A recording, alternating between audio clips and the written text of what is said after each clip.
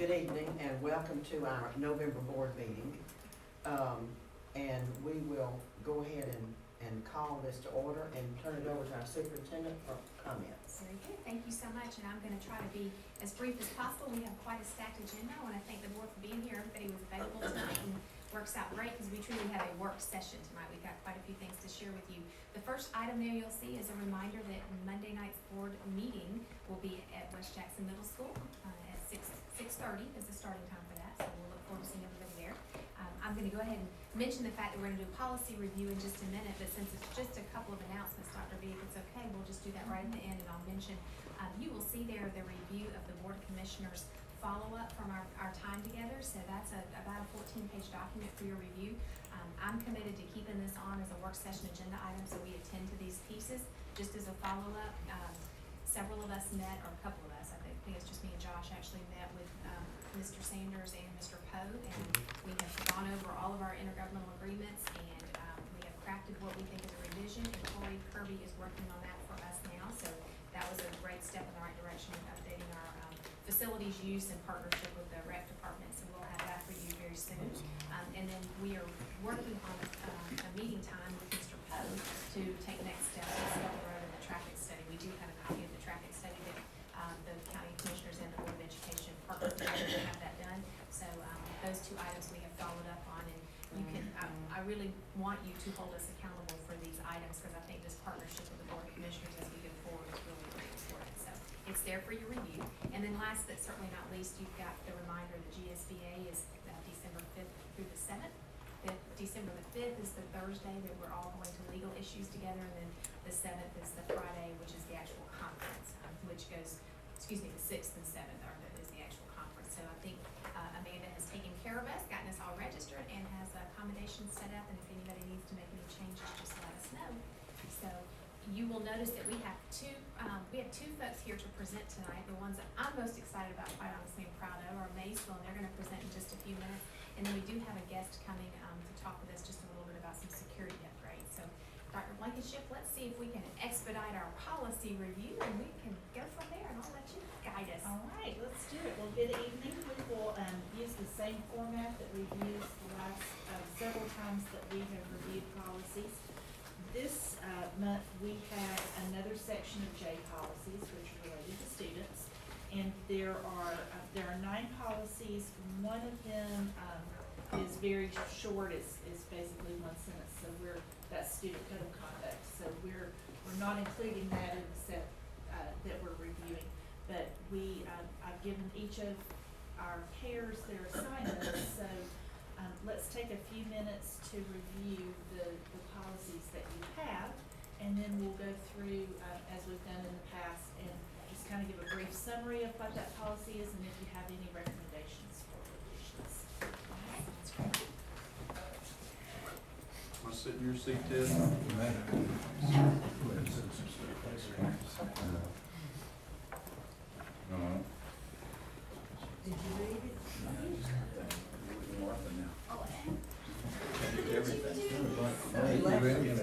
He deserved it.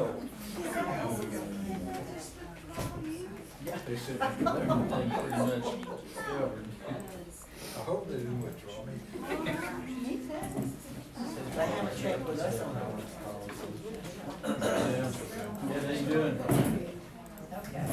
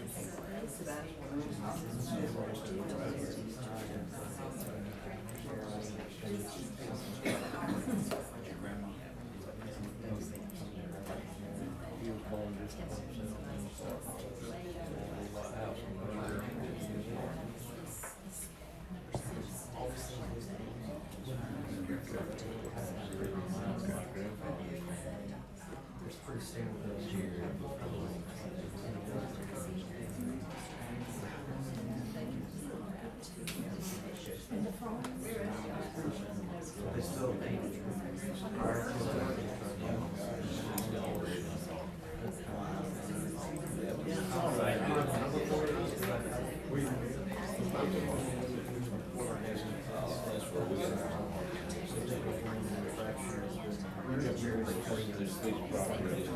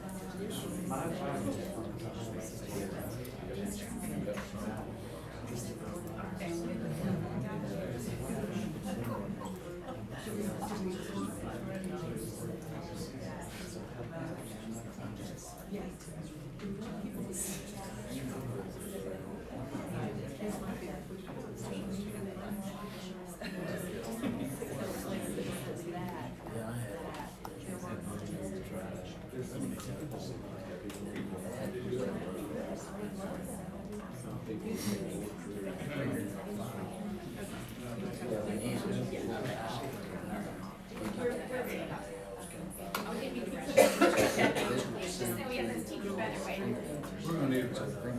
Too bad. I got that one. Y'all are in, y'all There's something. All right, so, if we could come back together and, we'll just,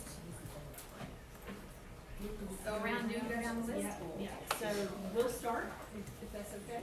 Sure. So we had, the policy JGCD on medication, and, Mr. Hollitt's gonna share the summary of that. Okay, so medications, talk about, what medications, students are allowed to have, with a prescription or over-the-counter, how they can either keep them on their self-administer, administer through, nursing staff or, medical staff here at the school, documentation needed for those students to be able to have those.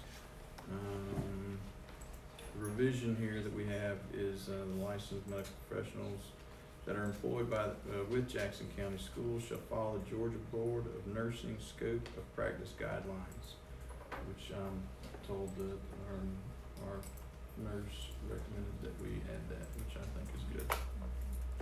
She's our only registered nurse. Yes. So all the clinic executives follow the lead, she's responsible, so that's important. Okay, and then the other policy that we had was JCEB, Student Hearing Procedure.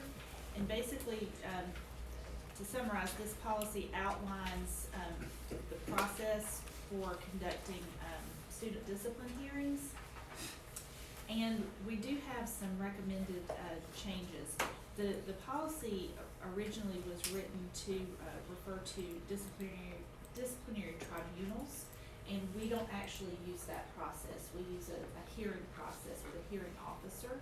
And so most of the changes, are changing that language from tribunal officer to hearing officer. And the distinction between those two are that a hearing tribunal is administrative staff serve as the members of the tribunal. And we don't use that process anymore. We contract with an individual who serves as a hearing officer to then hear the case from the administrators and render a decision.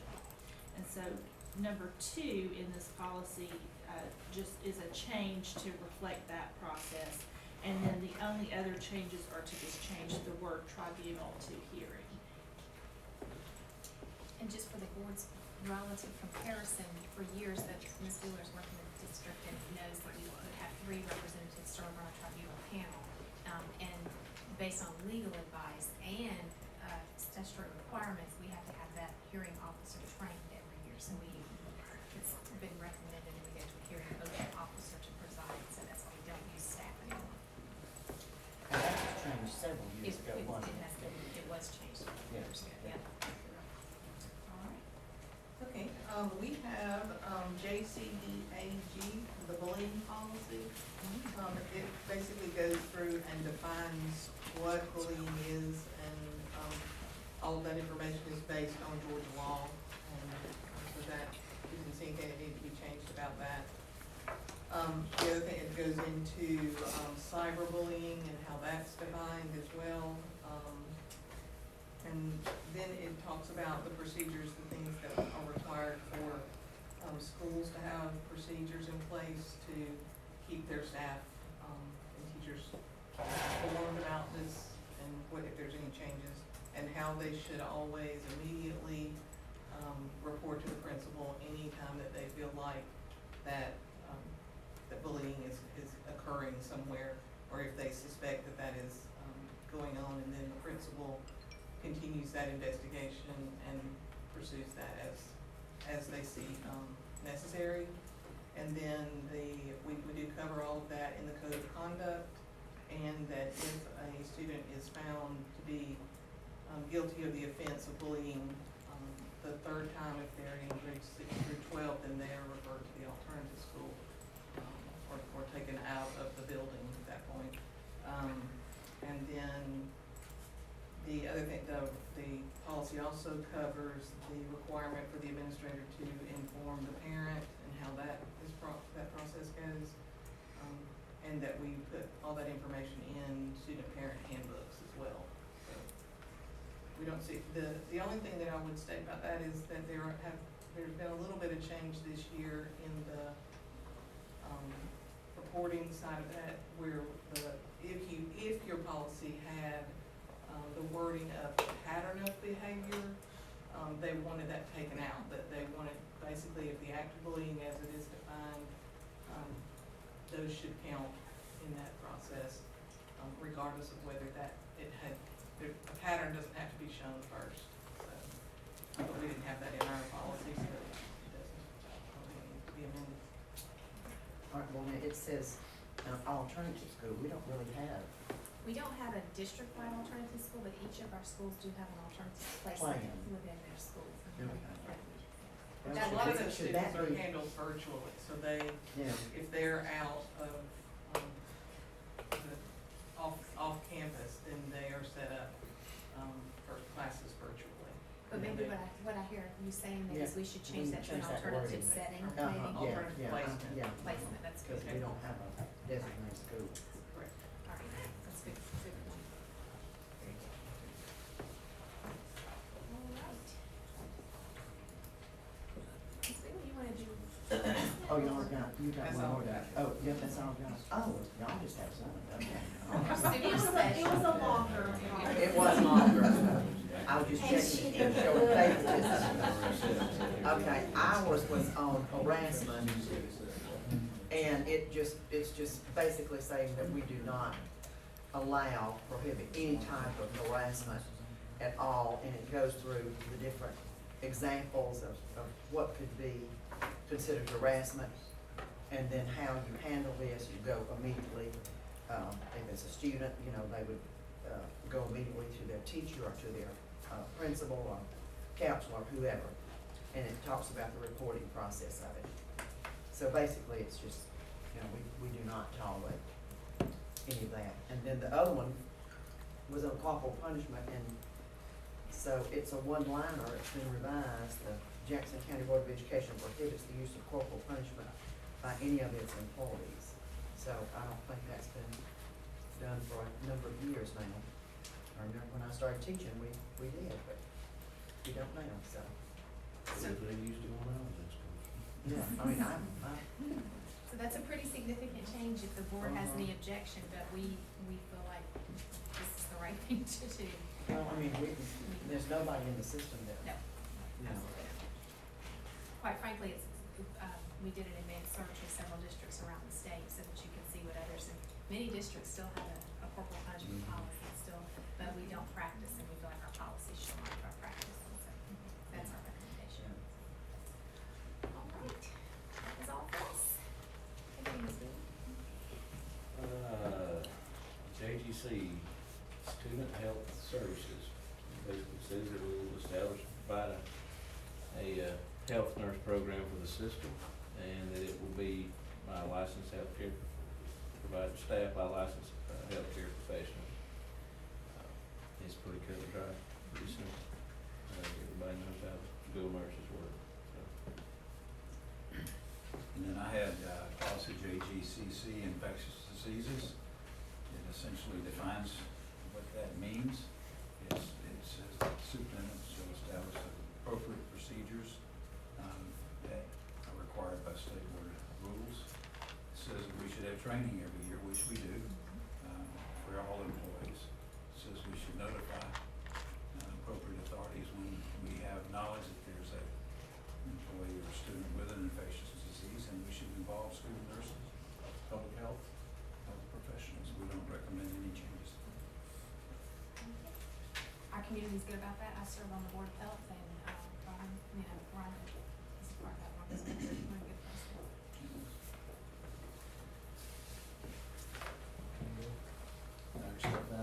You don't have enough on here tonight, so I know you don't want to be.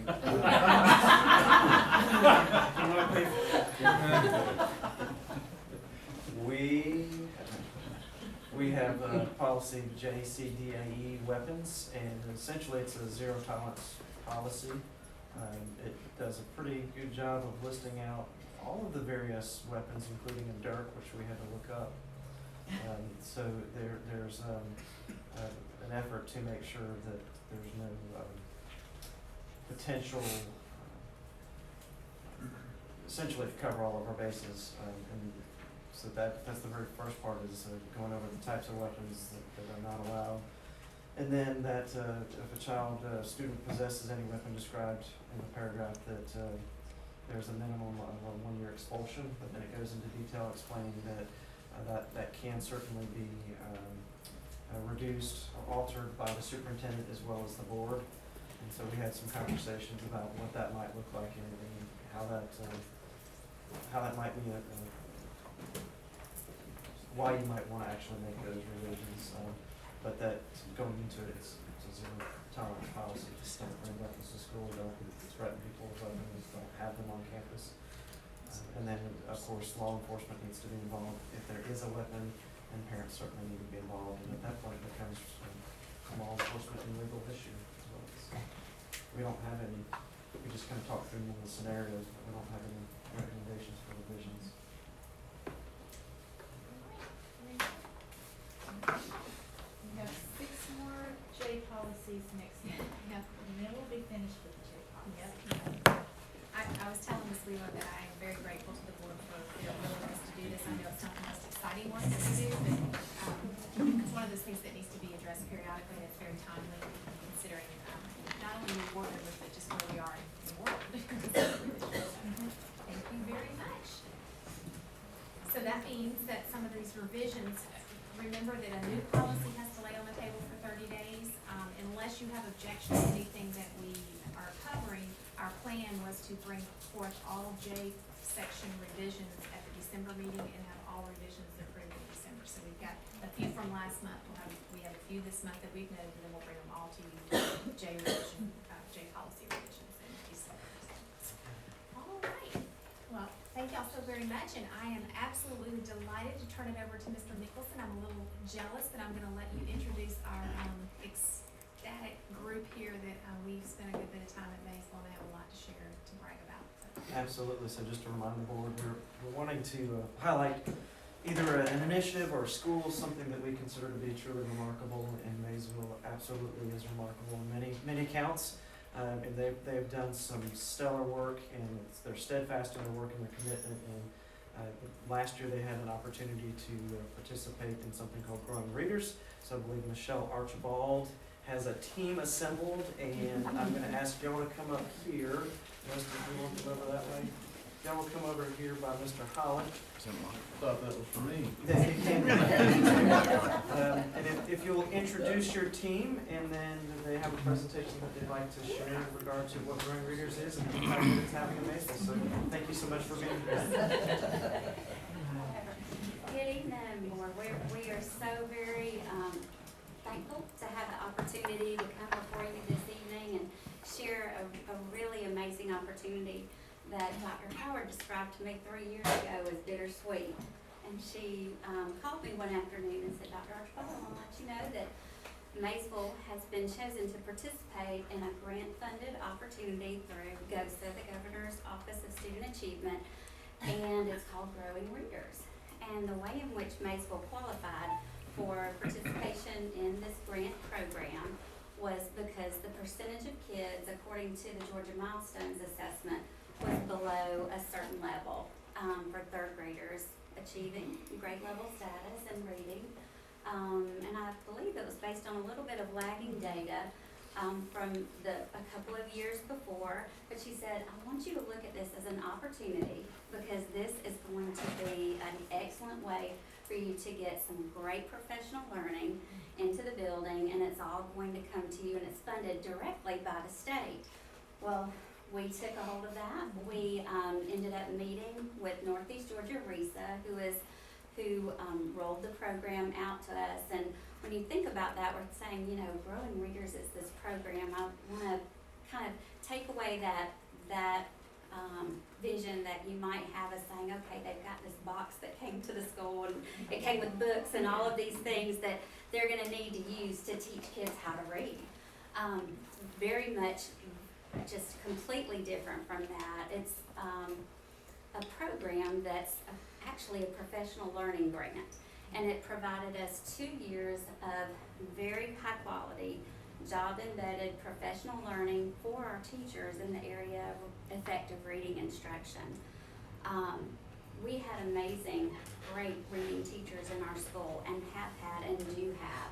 But what Growing Readers was able to provide for us as a faculty and collaboratively for our teachers in grades kindergarten through 3rd grade was dedicated time set aside with high quality literacy experts who provided our teachers with strategies and the tools that they needed to grow themselves professionally so that they could then in turn grow the readers that they had as students in their classroom. And so I'm just exceptionally delighted to say that the bulk of our presentation is not going to be from Rebecca or I this evening. We have two wonderful teachers. We have Caitlin Alia here along with Asia Ledford, and Asia teaches 3rd grade at Maysville. Caitlin Alia was a 3rd grade teacher when she started with us 4 years ago, and last year she transitioned into our special education support program, and she co-teaches in Ms. Ledford's classroom. And the two of them both participated in the Growing Readers program of professional learning, and now we're very, very blessed because they are teamed up together in the same classroom, co-teaching together, group of 3rd graders, and we thought who better to bring you some of the information about this. And so I'm going to turn things over to you guys. So obviously Growing Readers is growing our students as readers, but to do that first we had to grow as reading teachers. So we have a presentation that kind of goes through where we started, the journey to get to where we are, and where we are now. So if we look at where we started, or I guess we can start at where the journey is. There we go. So when we started, we were doing 4 blocks. So we had a reading block for guided reading, a block for writing, a block for shared reading, and then a block for silent reading for our kids. So we had small group. We were differentiating in those small groups. So we were meeting with a group of 5 to 6 kids for guided reading. They would come to our tables. We would present a book, walk them through some skills in that book, and then they would go out to another center. So it was kind of center rotation, and we were meeting with about 6 kids at a time. And we have a segment called Extended Learning Time, or ELT, for about 45 minutes a day when a lot of our students receive interventions. And for the homeroom teacher, the expectation was 3 days of reading instruction, 2 days of math. It was very rigid, this was the expectation that you'd be meeting, filling gaps during that time. And then we had newly implemented a phonics program called Foundations, which was giving the students about 30 minutes of phonics instruction, about 15 minutes of whole group in the morning, and then 15 minutes later in the day, either with a paraprofessional or with the teacher in a small group setting. So in year 1, we had 2 sessions. We had one in the fall and one in the spring. And so we were continually coached. We went to 2 solid days of learning, and we were coached on our gingerbread kids. Yeah. So the lady who presented the professional development, she told us, we're not going to roll this out with everybody. We want to start with just a few of your kids. So she said, pick your gingerbread kids, like those kids that are really weighing on your heart right now that you know are struggling readers, that they need some extra support. So she gave us a gingerbread. We picked 4 kids and we put them on our gingerbread. And then she helped us to figure out how can we help this student become a better reader. And so that's when we started learning about the strategies and how we could pick strategies for kids.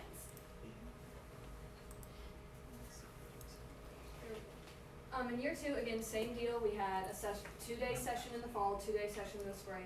And it was, I think the key word there is slowly. We slowly grew the number of students we worked with. We didn't go from, okay, you have 6 kids, now do it with your entire class. It went 6 kids, now let's see, what other kids could this strategy work for? And so I think, did you experience the same thing? Yeah, absolutely. And one of the biggest things I think in both year 1 and year 2 was the coaching. She would come into our classroom and sit down with you and say, where are you struggling? How can I help you? And it was you never felt like she was evaluating you or she was judging you. And there were many times that I know Caitlin and I both went to her and were like, okay, there's this one student and they're here and I can't stretch them and I need your help. And so it really became a friendship with her. And you felt like you could be vulnerable and say, I'm struggling here. I want your help. And so I think the biggest thing was the one-on-one coaching that we got with her, and the relationship that we built with her, and then that rolled into the relationship that we were able to build with our kids. So it was a model, an adult coaching relationship that turned into a coaching relationship with your students. So that was the biggest thing. And the big focus of year 2 was something called strategy groups, which what that means is, you know, in the past we had differentiated. We had said, okay, all these kids are reading at a first grade level and third grade, so I'm gonna put them in a group, we're gonna read the same book, and we're gonna practice. This one, it is, I could have a kid reading at a 4th grade, a 2nd grade, and a 1st grade level, but they all need help on plots. And so we're gonna talk about how do you tell me about a story. And so a strategy group is more focused on what skill the kids need to learn and less what level they're at or need to be at. And if you were to walk into one of these lessons in our classroom, you would see kids, they would have boxes. Inside their box, they're gonna have a folder that has their strategy. It has a conferring log, which is where we would take notes on what the strengths and the weaknesses that we see in that child. You would also see that they have 5 books that are their choice on their level. So they get to choose the books out of the library that are their level and their choice. And they're gonna be laid out, and they are laid in the floor, they're sitting on bouncy balls, they're on swivel chairs, but they are highly engaged because it's their choice. And then you'll see us, and sometimes we're laid out with them in the floor, reading, taking notes, talking to them about, hey, I notice you're doing a great job with this, but you're struggling right here. Let me show you how I can help you. And then we would present them with a visual. So they get, their strategy is a visual. It'll have a picture, and it shows them what they need to do to become a better reader. And we talk about, look, this is what good readers do. Good readers go back and reread when they make a mistake. Good readers cover and slide through an unknown word. So it's a lot of coaching, and it's just very engaging because it's their choice, and they have a strategy that is specifically for them. You picked it out for them, you sat down with them, you presented it to them, so it's very meaningful to them. And so that brings us to where we are now. We're conferring, now I co-teach with Asia, I also co-teach in a 4th grade classroom, and I will say in both classrooms, I'm seeing students at least once a week, usually twice a week, or more. Sometimes more. Sometimes more, sometimes you have that one kid's like, okay, I just need to read with you one more time. But that doesn't mean we just we didn't throw the baby out with the bathwater. We are continuing to use guided reading, we're continuing to use recommendations. All of this creates a balanced instruction. Kids need to learn how to sound out words, they need to see a wide variety of text, but they also need to like reading. And so this is a big part of just liking reading. So we're really working to meet the needs of every student, so it's very individualized. And right now, we're really trying to spread the word at our school. Not every teacher in our building was trained, only 2 teachers per grade level. So we are working to spread growing readers or spread strategy groups throughout our building. Caitlin and I mean, a lot of times people are, can I come in your room on Friday? Absolutely, come on. So you'll come in sometimes, the teachers are interested. We have a 5th or 4th grade teacher that, he's borrowing boxes for his kids. He's starting to build his own library because we were able to get libraries. So through the program, we got level books, and the other teachers don't have those. So they're starting to purchase them for themselves because they're on board and they know this is what is best for kids. And just to kind of prove it, let's take a look at that growth. This is our class from last year. The red line, every year we want students using our Fountas and Pinnell reading assessment system. We want them to grow 4 levels from wherever they started at the beginning of the year. So that red line is a year's worth of growth. So you can see here, JC, this student actually grew a year and 8 months. So she grew a year and 8 months. So, and then some of the students that didn't quite make as much growth were students that were way above grade level before they came in.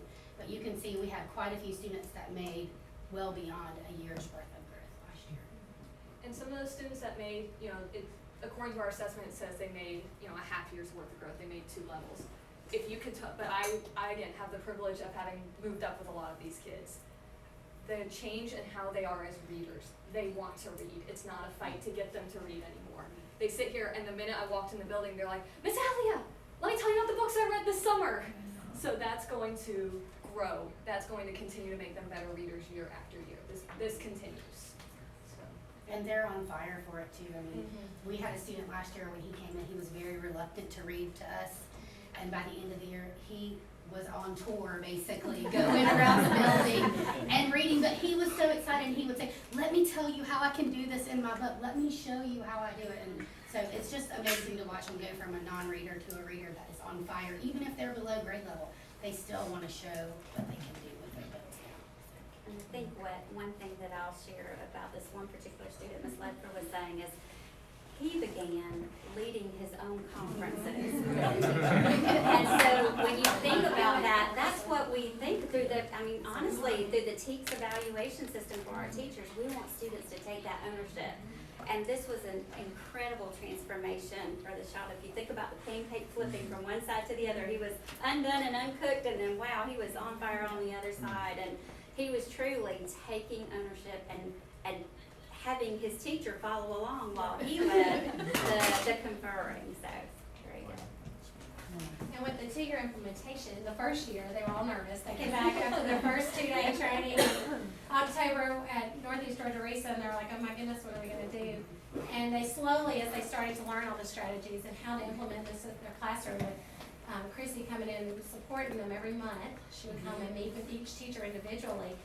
It started to lessen their anxiety as teachers and get the students excited. So even last year, the change in not only our students, but also our staff became where it's now spreading to our other teachers. And so even last February, we did a whole day of training with PL, one of our literacy PLs at school, where our Grown Readers teachers led it for our other teachers in our building who were not being trained by Grown Readers.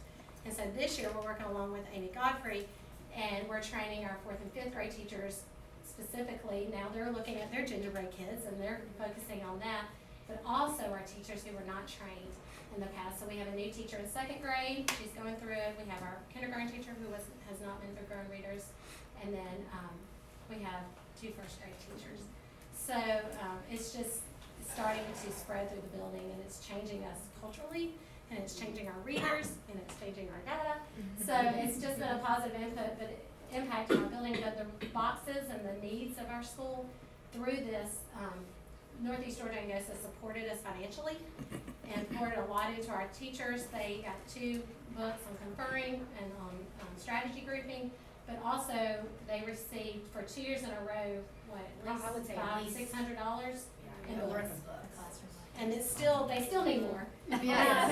They're still needing. So now that's what our teachers are looking at, is how do we purchase books for our classroom so our kids can go and pick their just right book on their just right level to add to their library. So that's where we're looking at too, and those are some of our goals for this year and the coming years with our students and with our staff.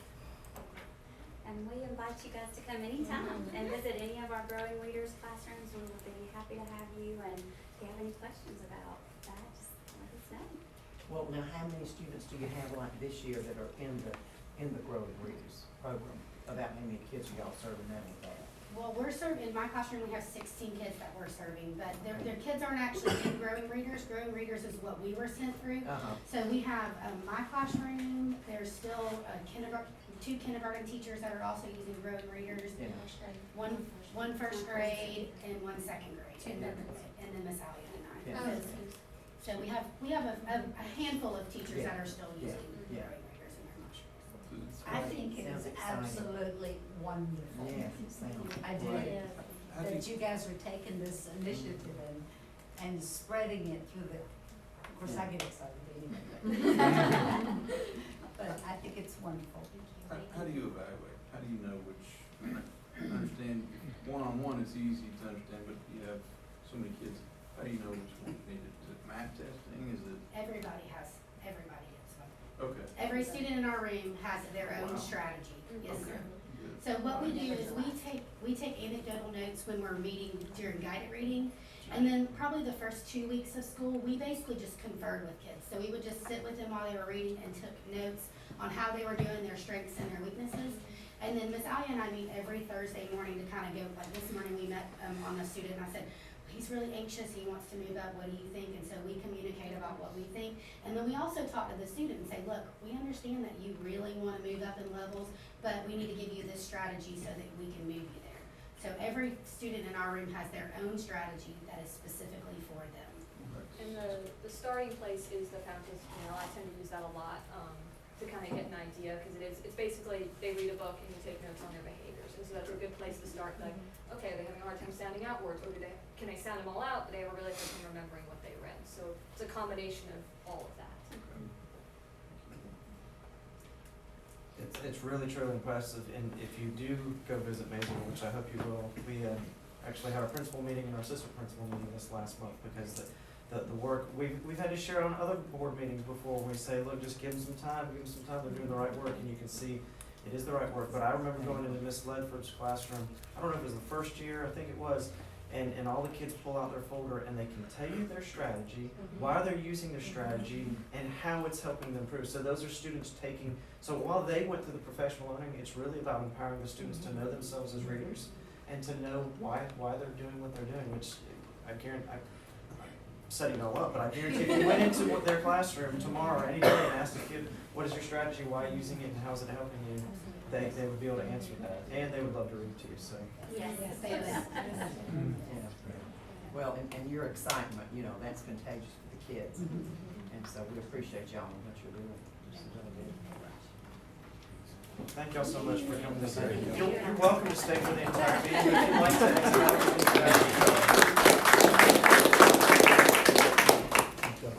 If I could say one more thing before they leave, you have you're going to be officially introduced to her, but I think we would be remiss if we didn't say you just also met our district-wide teacher of the year, and congratulations on your deserve. Yes. Thank you.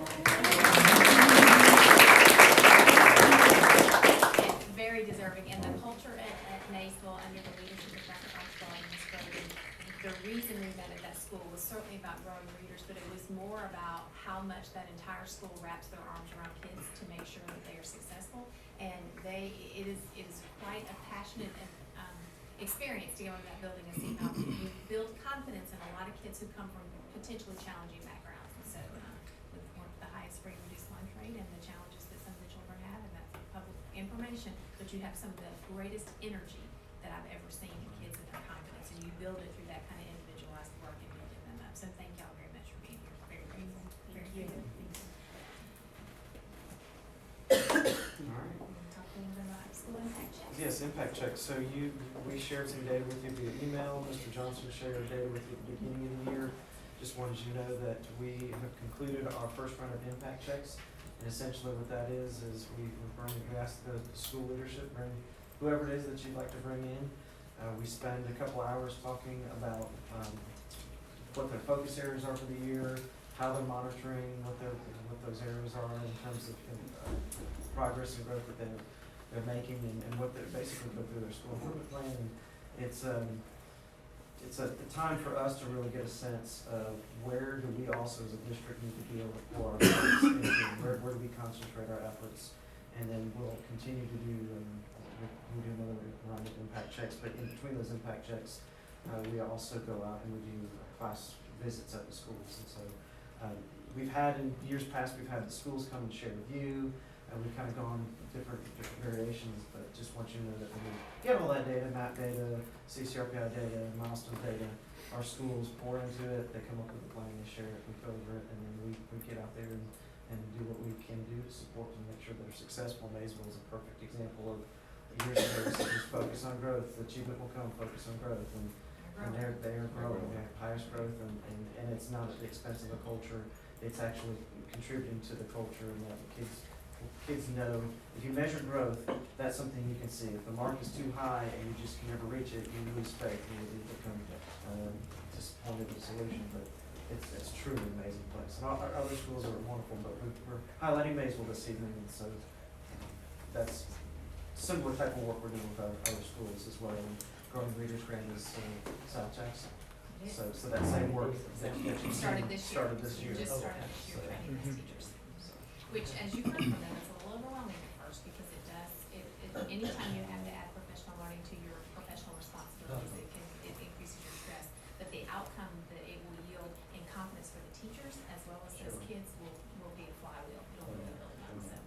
So who, they mentioned an outside lady that comes in. So that's she's from RISA, Christy Holloway. Okay. She's a RISA employee, but she's funded through GOSA. She is our regional Growing Readers lead. and she's Reading got a sessions. she's a long history of literacy and ELA.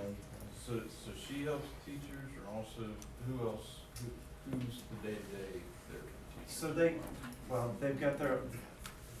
got their own structure in place with, any kind of support teachers, instructional coaches, but what they really do is, Christy, not only do they do that professional learning, but then she comes out, as you heard, she'll come into the classroom, she'll watch, she'll model, she'll listen, so she's building capacity in those individual teachers that go through, and then those teachers become the experts and they build capacity in the teachers. So now it's Don and I working together on something as opposed to, Christy's not an outsider, but it's just, hey, this is what I've been doing in my classroom, this is how it's working. And so the idea is that really one teacher at a time, as I mentioned, slowly, small groups of students. But I will tell you, we've been very fortunate that we've been able to have people next to Christy that are getting trained while Christy's training others, so that we can spread that out. Sure. So the other question, sorry, Todd, if I may. It's all right. So the boxes that they mentioned, that's something we need to buy, PTO buys for them, how is that? Is Amy Godfrey still here? No. The grant did provide in terms of like when they refer to the boxes with the strategies and notebooks and that sort of thing, grant did provide that. But there's no doubt that we could use additional money to support literacy. We do have some money that we put aside for biggest thing is probably classroom libraries. We put some money in the instructional budget for that, but to get every teacher a library, we're looking at about $1,500 per classroom, where we can get that range of books that they need. So that $500 is nice, but as you heard, that's great compared to what they had. But you really need, $1,500 is like a low ball. Yeah. So we're just putting it in that budget and trying to build a little bit each year. Also, Ms. Godfrey's looking at a GOSA grant, which is pretty enormous. Yeah. If we could get that would be a main chunk of the money that we would allocate. But yeah, PTO, school, partners, anybody wants to know how they can help, that's an easy thing. Would you sponsor, would you buy a book, would you sponsor a classroom library? And the teachers will know exactly what to buy. Yeah. Absolutely. We're switching gears, I believe now. We are, we're going from one end of the spectrum to the other. Yes, we are. We're gonna be pretty brief with this, but I think it's important that we kind of update you. It goes without saying that we are embarking on one of the most exciting opportunities for our school district that we've had in quite some time. With the official start of Jackson County High School getting a new facility and Empower and the Empower Board being in a position that they are really fired up to support the work that needs to happen. We are actually in a secondary redesign phase right now. So we're looking at primarily the high school experience, but we're really looking at the 6-12 experience along the way and looking at what our students are doing. So Todd and I put together a little bit of a kind of an overview. We're sharing with you some of the things that over the past year and a half we've shared with our high school, middle and high school leaders and teachers. And so I don't know where the clicker is. Oh, you got it. Okay. So let's go through this pretty quickly. The bottom line is we want our board to be completely aware of the fact that this is an evolving process, and we've had lengthy conversations over the past 2 years with our school leaders about how we move forward. It's not one to go. It's not one to go. A little quick. It's one of those, right? So thank you for listening to our presentation. Any questions? There you go. Oh, it's off. It's to be on. Look at that. Look at Mr. Summer. We're not gonna spend a whole lot of time with Dr. Howard, but I'm just gonna but we did talk about how, these are our 4 guiding questions, and for those of our board members that are new, some of this will be relatively new. For those that have been here, you've seen it, but we want to just talk a little bit about how we've gotten where we've gotten, because we are going to be in the next couple of weeks, months, bringing to you some ideas that are different than the way we've done things in 612. And so it's not just because we feel like we need to change, it's because we've gone through a process. You've seen the strategic plan, you know our 5 goals, you've actually seen it updated. And as you know, we're still sticking with those three primary instructional goals of the quality academic, personalization, preparing for the future, and then the goals that you spend a lot of your time with is the allocation of resources, which ties into your question, Mr. Holland, as well as the connections with the community. So we haven't changed that, we've just refined some of the objectives and initiatives, but as you've heard us say before, we're staying the course. But what we want to kind of tell you a little bit about is, in terms of, we feel really good about the work that has taken place over the last several years. So it's not that we're changing because, or we're gonna suggest changes because we're not getting the traction. It's just that we, at that 5-year point, checking in with our teachers, our parents, our students, we've kind of elevated ourselves in certain areas, and now we've needed to get rid of that plateau. Now we need to elevate again. And so some of the things that we're really excited and proud of that we've been able to accomplish, you can see there, you know about these, the College and Career Grant, the International Baccalaureate. That was a very successful visit for those of you. Ms. Wheeler was a part of that interview. They were incredibly impressed with Jackson County High School and the work that the school did in particular. And we hope to hear something by December, right? Yes. About that. Yeah. Of course, you know about the building of a new high school, professional learning. You've heard a good bit about that, instructional materials, district-wide Chromebooks. We talked a good bit about math, but all these are things that 5 years ago, we didn't have any of them. And you take just one of those and that's a lot of work and it's a lot of time, a lot of energy, but these are things that are having a real positive impact. And so what we're looking at now is, what next? You know, we put all these things in place, what's working, what's not working. We've had a lot of fun going out to our middle and high schools and listening to students. And I really mean listen. I mean, we don't say anything. We sit in the back of the room. They're student facilitated. Mr. Easler has coordinated them. Students are facilitating conversations and we're sitting there listening. They take the notes and, you know, they identify the problems and they bring the solutions. It's pretty powerful. Yes. Kids were amazing. They were very amazing, and what also it's in alignment with the conversations and the data that we see, and so that the student feedback sessions are driving a great deal of what we are going to be presenting to you over the next couple of weeks. And So, go ahead. so what are some of the things that you're hearing from the We're students? going to share with you.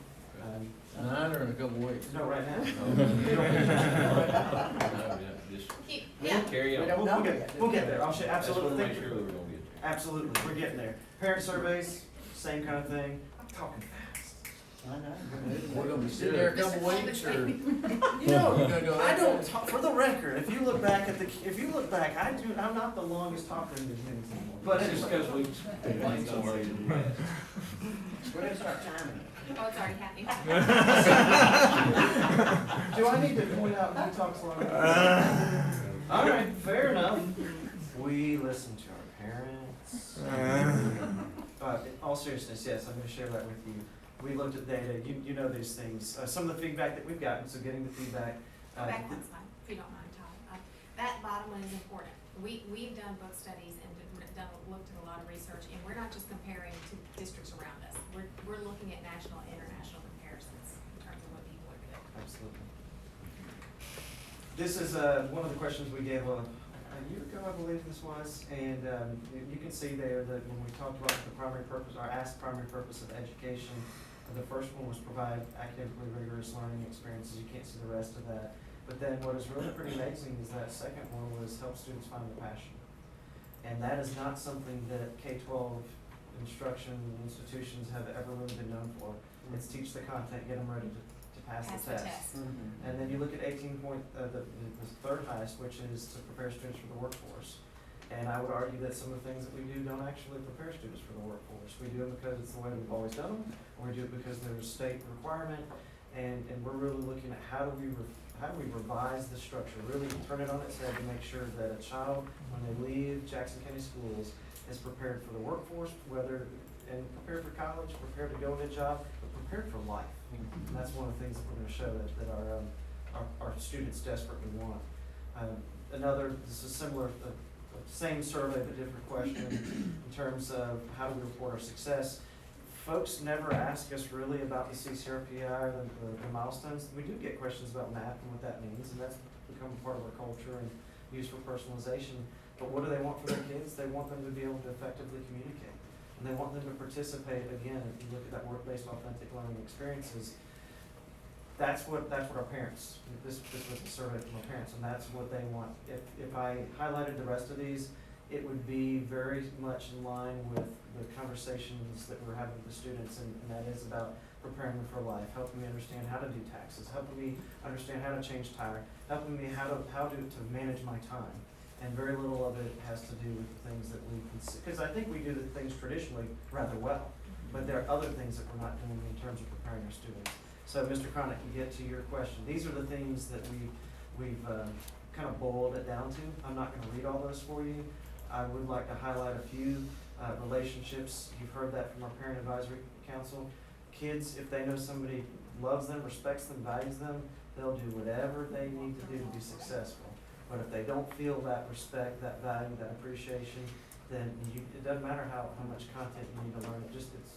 So we've got that student advocacy initiative that we put in place to and I'll share a little bit about that in a couple minutes, but they want the students want relevant assignments. So you saw that the parents want that real world experience, kids want to do that. One of the questions that was asked was, what does it mean when you hear the word real world? And they said, well, if somebody says real world, I kind of get up in my seat because I think this might be something that's going to help me when I'm outside of school. You know, and so they tune in and they realize that not everything they learn or the way that they learn isn't always necessarily going to prepare them for the life that they see adults living around them. One of the common themes definitely was a reduced stress load, workload, and they're not asking to be treated lightly. They're not asking, they are, I mean, easily demonstrated, documented, they're overworked. They don't have the chance to manage their time because they spend all day the time is managed for them during the day, and then in the evening they have a great deal of homework, but they're also trying to, whether they're in the ag barn or they're on the athletic field, they come home and then they've got all this homework and they're stressed. That came up. And they're staying up till 2 o'clock in the morning trying to get all this homework done. And I know my son did 5 hours of homework last night. That's terrible. So let's remember too, of course, I would take this slide out, that they have 7 classes a day. Yeah. And some of our kids have 6 or 7 academic classes, but most of that's by choice, Yeah. but they do it They do. sometimes Yeah. with 4 or 5 hours of homework, and our high schools are ready to embark on change there. Yeah, and so everything that we're hearing, I want you to know that I mean our high schools, we've been spending once a week meeting with our high school leadership teams, and we're developing a plan that we'd like to share with you that is going to address these issues. Thank you. Because our students, our parents, I mean, they're Yep. telling us, we're listening, and if we don't respond, then we're negligent. So the other things you've seen in there, but they want some flexible opportunities. They want chances to be able to have time during the day to actually work on some of those skills. And I'm not referring to homework, but if I'm struggling with something, to be able to have a time to be able to go get assistance versus go from one class to the next, they're looking for some flexibility. They're looking for advisement in terms of courses to take, what happens after after high school and getting ready for college, career options. And we have pockets of that, we certainly do. We had the career and college fair today, but they're really, parents and students are asking for that to be a regular part of conversations with adults and advocates, and starting as early as an elementary school. I agree with that. I agree with that 100%. I mean, that's been a conversation at our house a long time, since our kids were really small. It's planning for the future and thinking about that. What are my next step. options? What are your options? That's right. And figuring out what you don't wanna do is equally as important as Yeah. what you might wanna do. Yeah. So again, I want you to know that with all this, we're not laying out a plan this evening, but what we do wanna do is, do we still wanna show this? I don't think so. They have access to it. I would encourage you, when your time allows, to watch this video. It will show you in 4 months how a high school decided, almost they got such a sense of urgency about their 9th grade student engagement and students being overwhelmed. They just said, you know what, we're gonna do this now. And they did it. And so it's a great example of how you just decide you're gonna do something and you run a play. We can analyze, assess, and go over and over and over, but sometimes you just have to do it and see I and agree. get some feedback, so. And they use the same resources we've used. Yep. They've Yep. referred their teachers to similar, other schools that we've been studying, as Dr. Howard mentioned, not really in Georgia, I mean, all across the country, because there's just not a lot of folks that are doing what we're. Everybody's chasing the C0, yeah. the test, and there's value to making sure we're accountable, but there's more to school than that. Way more to school than that. Absolutely. You know, you get so tired of hearing about the test, the test. There's a lot more to it. Absolutely. Being here, taking, Frustrating. teaching to the test. And, you know, we want them to experience an environment, Dr. Howard will say to us, we get evaluated every day. We want them to experience that and know that if I come in on one day and I don't have a great day, I'm gonna bring my A game the next day. That's the way it works outside of school. But if everything is emphasized on one test or a series of tests, or one thing we heard is when they come to school, they have 7 tests on one day. That's right. So where does, how is that, you know, how am I supposed to prepare for that? Absolutely. So we do feel like we are either already put some things in place to address some of these concerns, and we are going to bring forth to you some other suggestions on how we can deal with others. But as you look through this chart here, you know about the college and career. I mean, that's a very big initiative, and certainly that's going to ramp up the relevant experiences. But it shouldn't stay just at college and career center. That should serve as an exemplar for what we do in everywhere. Certainly the International Baccalaureate, when we talk about being globally competitive and having awareness of economic development here and in the industries that are coming to Jackson County, we want to make sure that that IB program is not only appealing to the folks that are bringing their businesses here for their students, but that our students, as they go out, they can be globally competitive. I mentioned the student advocacy design team. As you recall, we have a goal that says that we want to ensure that every child has an adult who serves as a mentor, advocate, and graduation coach. That team met 2 weeks ago for the first time. It's anywhere between 2 and 6 folks per school. We're going to spend all day on the habit, but what we did is we grouped those needs, those concerns, and we're saying this is what we're putting in place. These are the things that we're going to these are the groups that are either going to design the solutions to address this, or these are the things that we actually already have in place, so that we don't keep having, the conversation shifts to what are we doing about it versus, we need to do something about it. And that's really the intention of this presentation, is to say action is here, it's time for action. The one thing that I've kind of alluded to a couple of times in this presentation is when you think about that stress load, the flexible personalized learning opportunities, time management, I'm super grateful for our high school leadership and our leadership teams. They have come together. We have been playing with some options of what it might look like to make it to where students do have more flexibility with their time, and that teachers do have more opportunities to work with students in a way that we can build in the advocacy and the social emotional learning and all that.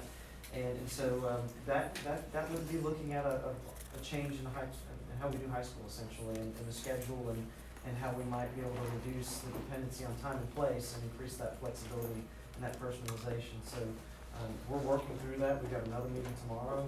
And so I'm just going to kind of plant the seed that we're going to be coming to you with some ideas that we think that we're very excited about, but we want to get all of our ducks in a row before we present them to you. But I think that we are really working towards making sure that our parents and our students' needs are being addressed. So.